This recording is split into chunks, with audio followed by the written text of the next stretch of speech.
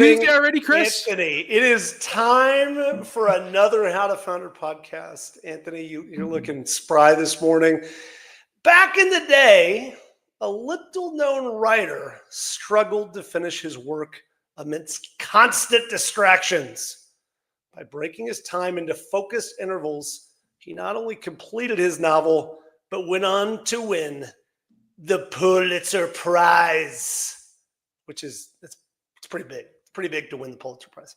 That writer was John Steinbeck, and his time management became as legendary as his stories, his books, his novels, whichever you want to call them. And today, Anthony, we have a special guest I am excited about because I love this shit. It's Roman Fischer. He's a high-performance coach. He's an actor. He's a model. He's helped over 50 people transform their minds and bodies. Are you also a model, Anthony? Do you do that on the side? Is that? I was going to say something very inappropriate. I'll just skip that. We'll let that go. This is your Seinfeld reference. I'm a hand model. Those hands have never seen a day's work. That's not where my mind went. No, that's but Roman knows a thing or two about maximizing time, achieving peak performance, both physically and mentally. Roman, welcome. So why is mastering time our secret weapon as founders, Roman? What is that secret sauce? Give it to us. Yes, the secret recipe, secret sauce of really mastering your time and managing your time effectively and efficiently is key, because the reason why we all need it is no matter if you have a business, no matter how small or how big it might be, maybe it's a corporation, maybe it's a small mom and pop shop, maybe it's not even a business. Maybe it's just your personal life and you have a family. You're trying to tend to your family, have time for your family. So really allocating and blocking off time throughout your week, throughout your days is key. It's crucial and it's critical to honestly, maximizing how much time you can enjoy with your loved ones and really enjoy a lot of the important things in life that are oftentimes overlooked, such as self-care, taking care of yourself, getting out to nature, allocating and blocking off time for things like that. Because a lot of people, and I'll be honest, especially being in, fitness and the whole business space too, whether it be fitness or otherwise, when anyone is in a business setting or in a business environment, especially if it's their own business, they're so fixated on trying to complete task after task, which is important. But they're so fixated on that where they oftentimes forget the importance and need of, letting loose and allocating time to actually get out into nature, go for a hike, go for a walk, get your feet in the grass, enjoy, just self-reflecting, and then also really self-improvement in the sense of meditating in nature and really giving yourself that mental health. Wait, but in the startup culture and specifically in the startup culture, but most business owners, it's we talk about the conventional wisdom is it's hustling, it's the hustle culture, 24/7 grind. It's glorified. Constant work without rest. Many believe multitasking is the key to getting more done. And downtime is often seen as unproductive or even lazy. Like you're saying something different. Yeah, and definitely that is a common trend that is like the mainstream belief, especially in U.S. culture, but even in a lot of other countries. I know in Japan, hard work is super emphasized, and I know that is definitely a fact. But I also do know that it's just as equally important, and studies have shown that while multitasking could have its own pros, there's pros and cons to a lot of different things in life and really everything in life. But beyond that, while multitasking can get more done in a sense, you're not going to be focused on each thing as you could be if you do one thing at a time. So I found that no matter what your business, no matter what your industry might be, no matter what you might be practicing in, really focusing on one specific thing at a time and then going to the next task at hand is the best way to do it when it comes to actual, work and efficiency. So give us results. Give us some some practical, like you're essentially talking about time blocking, but practically speaking, how does that really lay out in a day for founders? Like, how do you properly tie about? What are some techniques to doing that? Yeah, so I found that honestly being laser focused on a task, no matter what that task is, no matter how small or big it might be, but really just allocating even 30 minutes and focusing on that task, laser focus for 30 minutes, no distractions, putting your phone in like do not disturb, airplane mode, whatever you got to do to eliminate the distractions around you. Be in a quiet office environment, ideally, not a coffee shop. You could be in a coffee shop if you have, some earbuds and you can just get honed in on your task and just block out the noise around you. But ideally in an office setting with a closed door, no distractions. And again, your phone is in do not disturb and you can just focus on your task on your computer, in your notebook, whatever you're doing. And then from there, when you do that, you can literally set aside 30 minutes to do that and then take a break for 5 minutes to walk around, get some coffee, whatever you got to do to then keep going and, take 5 minutes off, 30 minutes on. And honestly, it's pretty cool because in Japan, this is actually a cultural thing, but a lot of people in America are starting to utilize this too. But a lot of people in Japan, they'll work and be laser focused on their work at hand for 30 minutes and then take the 5 minutes to recover, to reset a little bit, and then get back to it for the next 30 minutes until they finally get their project completed. So I found that's a really effective way instead of just draining yourself for hours on end on one thing, because your mind eventually gets tired over time and you kind of get bored maybe on certain things. So getting that time to reset and then get back to it again after 5 minutes even of rest time is key. Okay. And I found that that's a really powerful method. Here's what we've got so far is that we're saying for founders, getting shit done is pretty important, right? Like we've got to be able to actually do deep work. We actually have to be able to get hard things accomplished.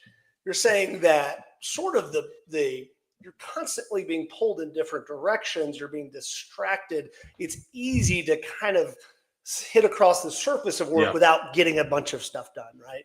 And so we've got this conflicting thing, which is, as founders, we say it all the time, you always have more stuff on your to-do list than you ever have time to get done, right? So we have this conflict. We have this problem, which is we know as founders that we need to get more shit done. We need to be able to focus more. We need to be able to do better work to be able to do that. That's the real central problem that we're talking about today, I think. Is that the way you guys see it? Yeah, for sure. And I found too that while it is okay, to multitask a little bit, for the most part, it's not going to give you as great of results. And the quality of your results won't be as good either. You're a lot better off and a lot just overall better off to focus on one thing at a time and go all in on that. Be laser focused on that and then go to the next thing. And like, I don't know that I don't know this answer, despite the fact that I've read some research on this stuff, but there's no real central answer. Why the fuck do we multitask? Right. You can't. You physically can't actually multitask. But is that just anxiety showing up, which is like, hey, I know that I have to sit down and spend 3 hours on this thing, but there's all this other noise of like, oh, you have these other things to do. Is that what's pulling us away from deep work? I don't know that I've ever really gotten a great explanation neuroscience wise. Like, why is it that multitasking shows up in our life? I would have to say, not to say everyone that does this is necessarily ADHD, but I feel like it stems from that tendency of people that typically have that way, or that, kind of thinking and that mindset of being ADHD, being pulled in different directions, several different directions mentally, because everything does stem from your mindset, of course, anyway. So everything we say and do and throughout life. So I really believe it's these people that typically are ADHD that tend to have this habit. And not to say that no one else does, but it's typically people like that tend to follow that pattern, that work pattern, if you will. But I found that it is just so much more beneficial. It is so much more beneficial to literally focus on that one task at hand. Ideally, prioritize your task, focus on the most important one first, and go all in on that. Then go to the next thing, dominate that, and then keep going down until you get everything done. And again, like I was saying, 30 minutes on, 5 minutes off is a really powerful method. I mean, I'm starting to incorporate that. I'm seeing better results myself already, but that's a really powerful thing that, again, people from Japan use, and it's proven to be very, very effective, very beneficial, no matter your business, no matter your industry. All right. So you're when you block off your time, do you do it daily, weekly? Like how? Like what's the best practice there? Yeah, I mean, you can really do it either way. I personally tend to do it daily, where I'll do 30 minutes on, 5 minutes off, and then I'll go back to it again until I do it enough times where my project's finally completed. So that's typically but you block it off in your calendar? Like how do you do the time the actual time blocking? Do you plan that out and write it down, or do you just kind of do it mentally where you don't have it written down or in a calendar or anything? Yeah, for sure. I usually do it a combination of two ways: mentally, or I'll put it in my phone with reminders, blocking off of my notepad too. Awesome. All right. So I think we've got a pretty good handle on what's probably, and even as I was talking about distractions, my phone buzzed. And I was like, oh, that's why. Oh, Or the day odds of that. oh yeah. Because there's constant people, there's a lot of distracting things. Okay. So we know the challenge, we know the cost. And Anthony, you can weigh in on this. Like, you've seen incredibly good founders that fail to get traction in their lives because they don't get the important things done. They're constantly putting out fires, right? Like, I think I feel like it's an epidemic in our world, Anthony. Do you agree with that? Yeah, I was thinking the same thing. There's you're getting into like the contrarian perspective on time blocking. Like, time blocking, there's this notion of being busy versus being productive. Yeah. And time blocking can help you do either one of those, right? You can time block on being busy and feel like you've accomplished, you finished the day and you're tired, mentally exhausted, but literally got nothing done.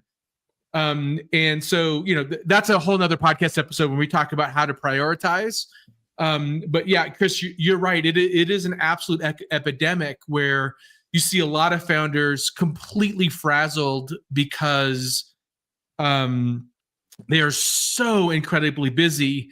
And then you ask them about results and they're not getting anything done. They're either putting out fires, to your point, or getting involved in places that they're not, or going to the things that they are the most are the most productive in. In other words, that they go to the things, like I go to Illustrator, right? When I'm frazzled, I go in and I design a logo, just because that's a place where I can produce stuff quickly and efficiently, and I like the results, but it does nothing to move my company forward. So, Chris, you're absolutely right. Do you have any thoughts on that, Roman? Yeah, I really do believe that, people can do a lot of different things throughout their day. And a lot of people tend to, if they feel like they're tired, especially mentally, even emotionally exhausted and worn out, they'll think that they're sometimes productive in that sense. And sometimes that's true, but there is a difference. I like how you put that. There is a difference between just being busy throughout your day and being actually productive in your day. There is a huge difference between the two. And sometimes people don't understand that there is a difference and that they're actually 100% related, which they're not. They're somewhat related, but really being productive is key, and focusing on things that drive, your personal life forward and, of course, your business life forward, whether it's increasing revenue, maybe it's just getting better at sales for someone in your company or for yourself, whatever it might be, design, all those things. And marketing, of course, to drive your business forward more. But yeah, being productive in those lights, that's key. Just being busy. I mean, anybody can do busy work because there's a lot of busy work out there. Maybe just simple things like reframing something on someone's website or on your website, maybe editing the layout of your website a little bit. Like that's busy work, but it's not going to do a whole lot in the grand scheme of things. When Talking to Chris about politics is not productive. I can tell you that is not productive. Yeah. I just tune out. Yeah. All right. So where have we gotten so far? We know this is a big problem. We know it's an epidemic.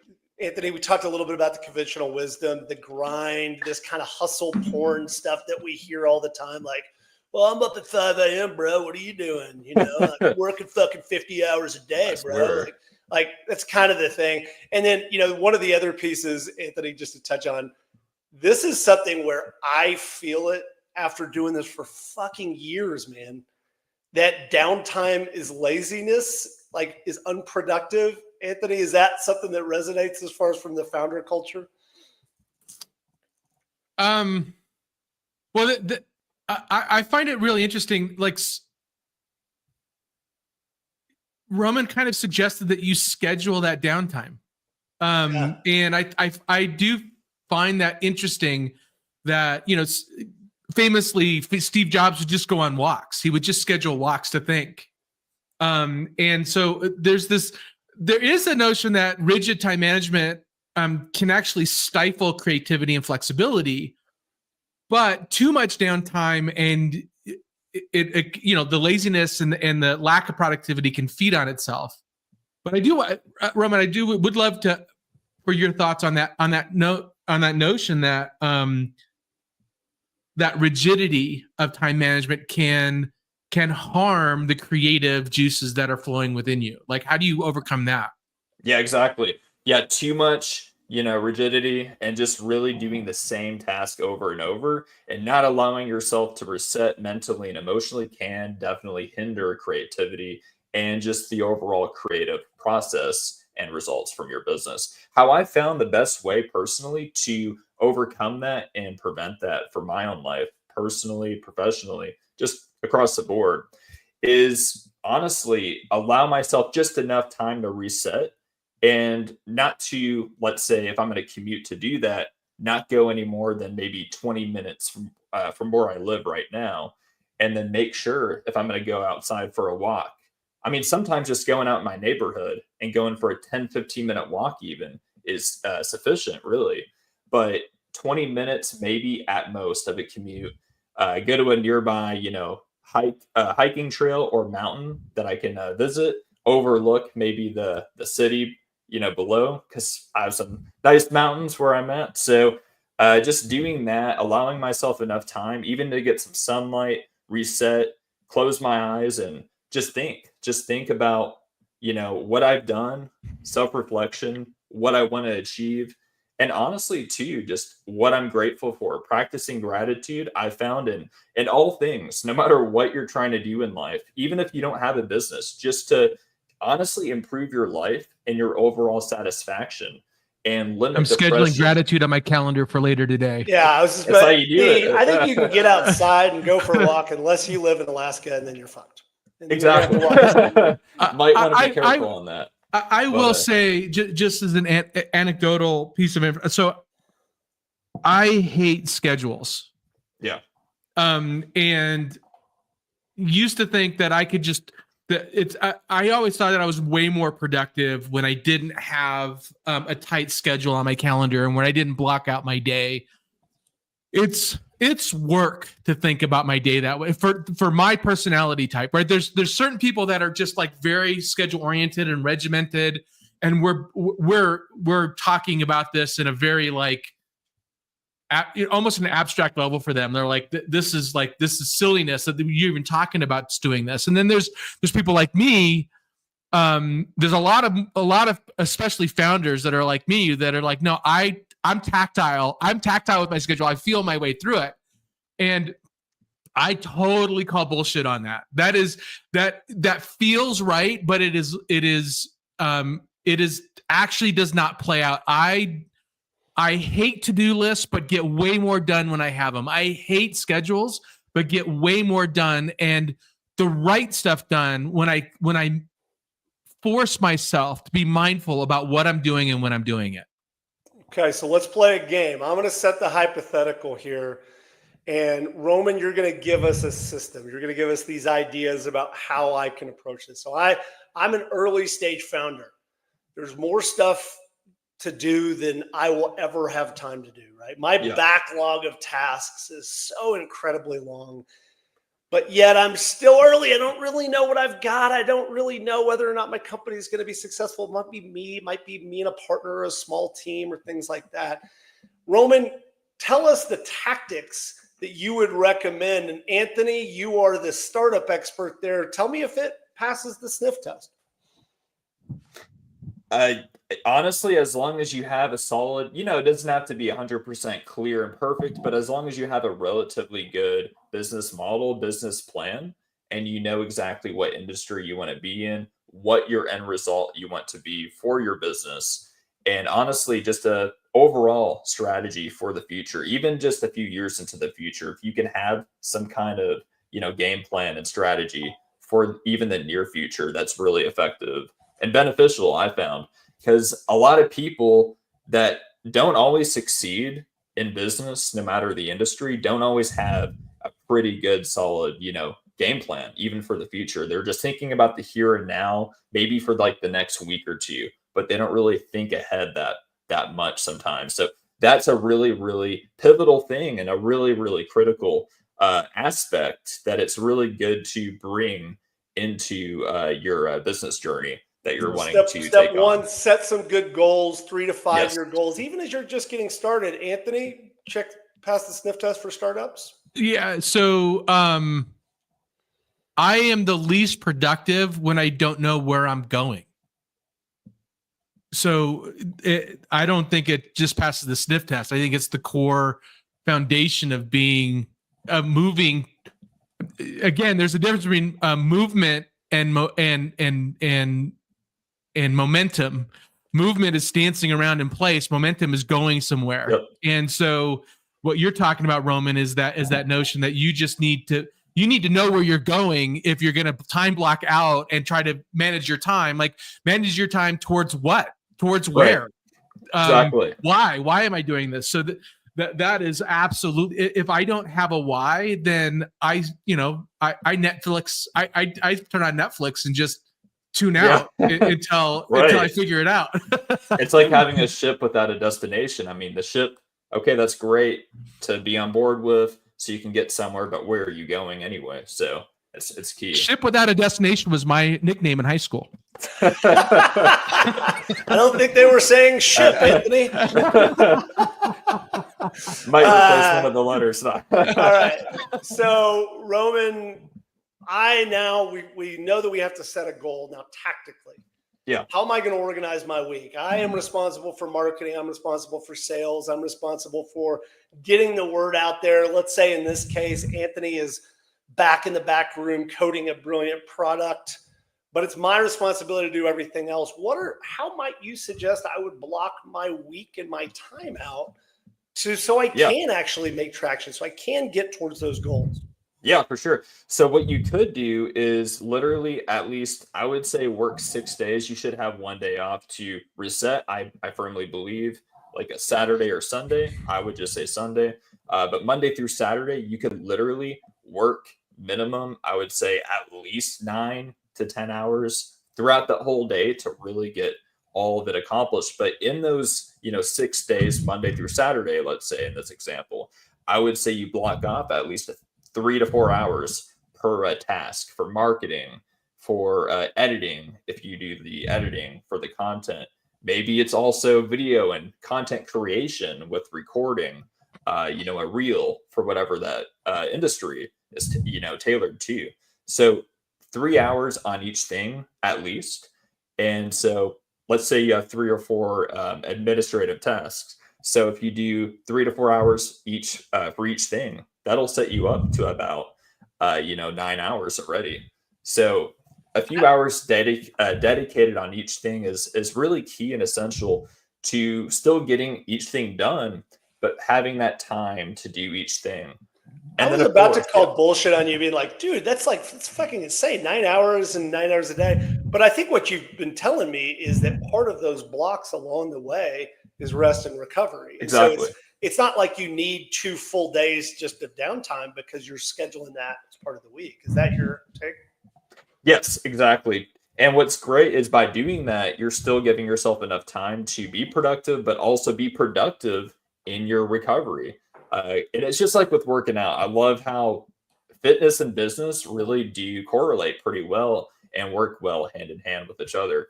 But when you work out, the recovery time is just as important. Arguably, in some cases, it's been shown to even be more important than the output, you know, to working out, to the workout days.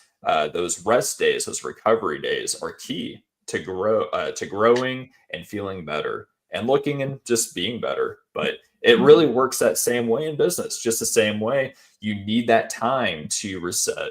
But really being productive those 6 days, but having that rest in those 6 days is monumental for long-term success. Yeah.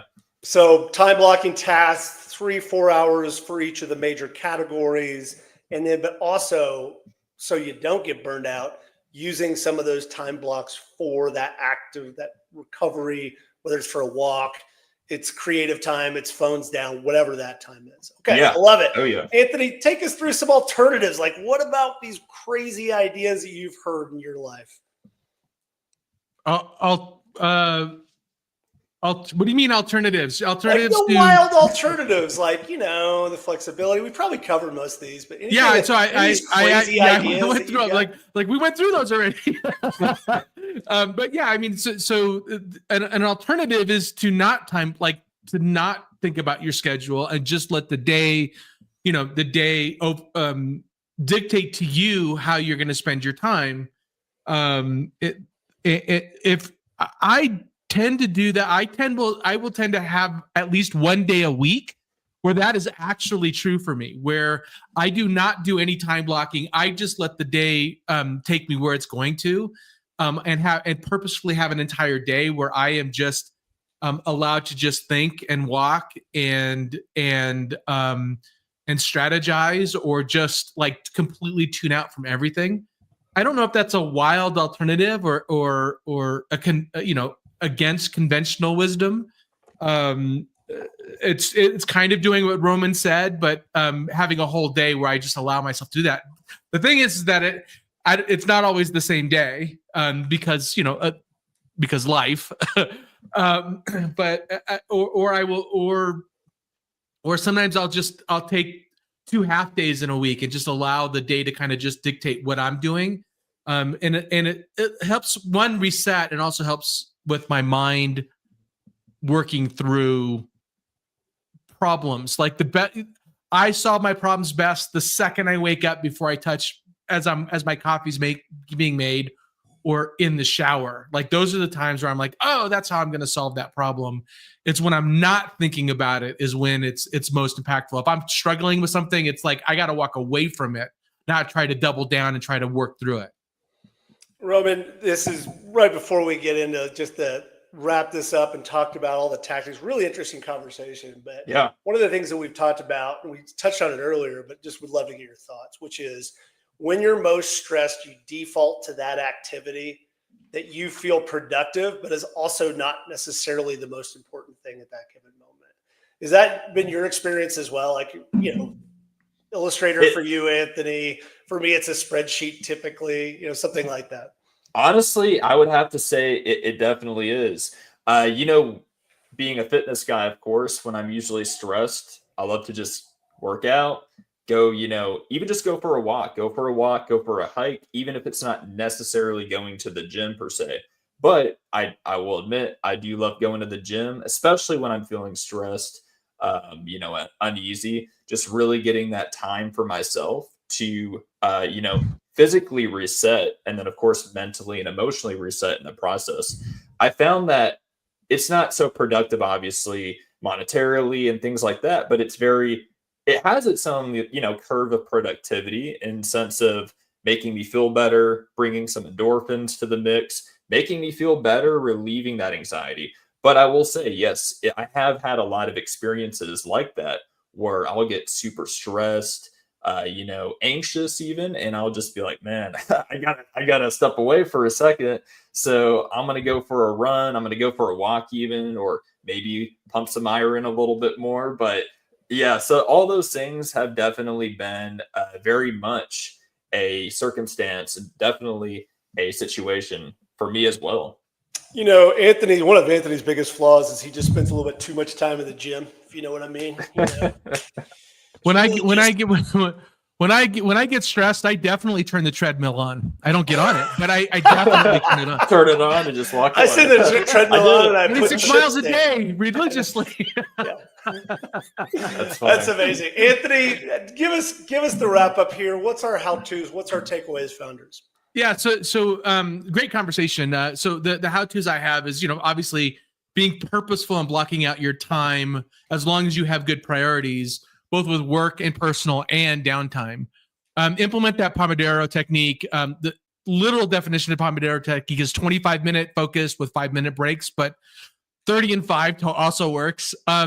Prioritize tasks using tools like the Eisenhower matrix, which we really didn't get into, but it's like urgent and important.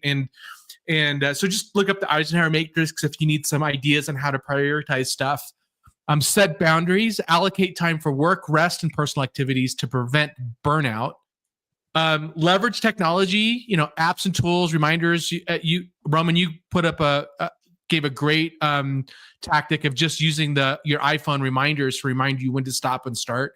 There's also apps that will help you implement the Pomodoro technique during your day. So and those work really well. Delegate. We didn't talk much about delegating, but the things that you can't get to or that are not worth your time, and I hate to put it in that framing, but assign those team members that are better at it, that are better able to focus on those activities while you're able to focus on those higher impact activities. Review and adjust. Regularly assess your schedule for improvements. I like to do that a lot. Like I'll look at my schedule on Saturday and go, okay, what could I have done better or worse? And then, I hate to say it, stay flexible. So if you're doing something that's not working, allow for times for unexpected tasks. So I will time block things out. Like I know I'm going to need this time set aside for something, but I don't know what that something is. Like even set those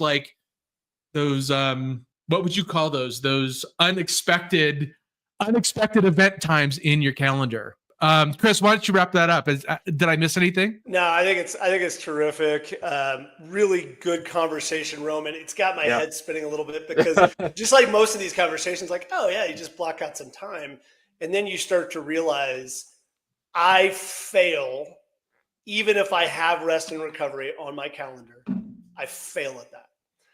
I feel guilty if I work out in the middle of the day. Like, so you feel guilty? Yeah. Like I feel guilty. Like I feel like I'm missing something and I'm not spending the time I should for the company. So it's a really great point. This is probably some discipline. So recommendations, great couple of books, some podcasts, Deep Work by Cal Newport, The Pomodoro Technique by Francesco Cirillo. Do you guys know how the Pomodoro Technique got its name? Either of you? No. Well, didn't you?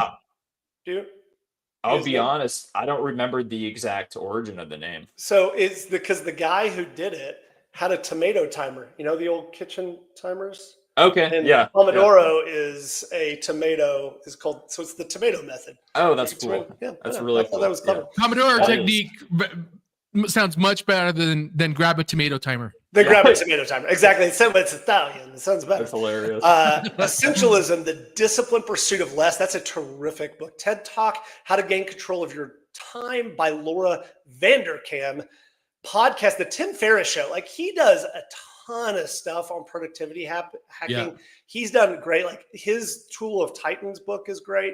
There's his entire one, the cooking one that is the 5-Hour Chef, I think it's called, is unbelievably book just about productivity and learning stuff. But really anything he does on productivity hacks. The article, Time Blocking, Improve Your Focus and Get More Done by Forbes.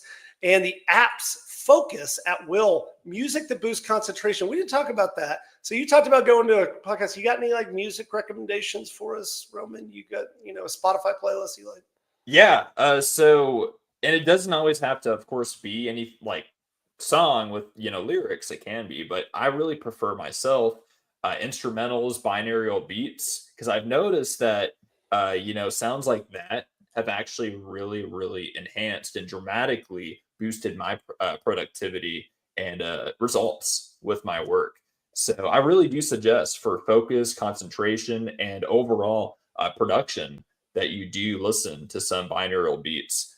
You can just find them on YouTube, but I would definitely look up binaural beats. I've never heard of that. Binaural beats. Yeah. Really? I was like, I like the lo-fi beats stuff. That too. That's another thing I listen to. So binaural beats, lo-fi beats as well. I love both equally, but they're, different vibes, but both very effective in their own ways for sure. So you don't recommend Enya to concentrate on? Okay, I'll take that off. I like rap. I love rap, but like rap is people talking to you all the time. You're like, wait, what? Yeah, you start losing your focus then. I've noticed, and that's why I do, not to say that you can't listen to lyrical songs and still be productive, but I've just noticed for me and a lot of people I know personally tend to do better if they are working and listening. There's no words to some, exactly, instrumentals, binaural beats type, or lo-fi even. So listening to the Joe Rogan podcast while I'm trying to be productive is probably the worst thing I could possibly do. Or for me, audiobooks, right? Like I'm trying to focus and then it's an audiobook or a podcast at the same time. All right, exactly. Anthony, really good. Oh, by the way, my only personal thing, even though these are not like just buy a good pair of noise canceling headphones, man. Like that's fucking amazing. Those are life-changing. It's incredible. The amount of distraction and noise that you can get out. All right, Anthony, wrap it up for us. Roman, thanks for the time, man. This has been great. For sure.